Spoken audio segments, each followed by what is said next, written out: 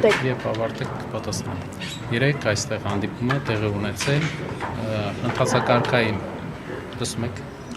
ընթացակարգային պրոցեսների շրջանակներում իմ պնդմամբ է եղել այստեղ,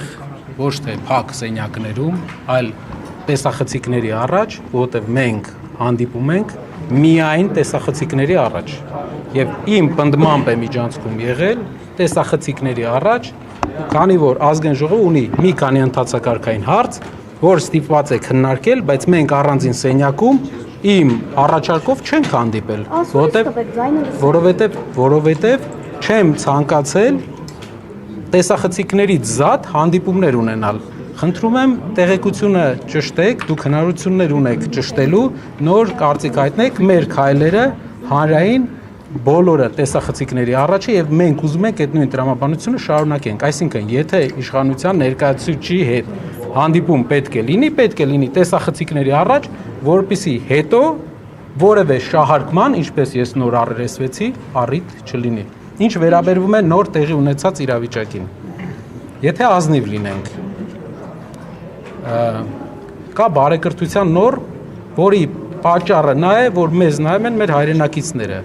Այսօր Պեմզաշեն գյուղի երեխաները եկել էին մեզ նայելու այդ process-ի ընթացքում, որը ողջունելի չէ այդ ժամանակ անցնել լեզվակռիվների process-ների։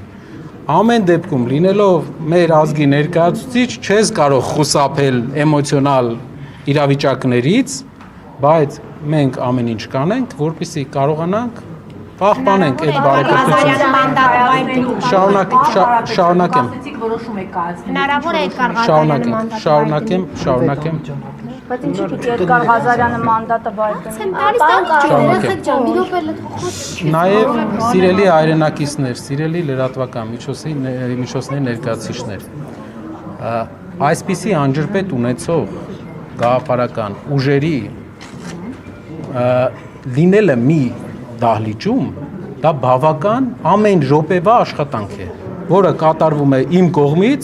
եւ հնարավոր է կատարվում է նաեւ դիմացի կողմից։ Անջրպետը որ հարցով, Արցախի հարցով, Թրիփի հարցով։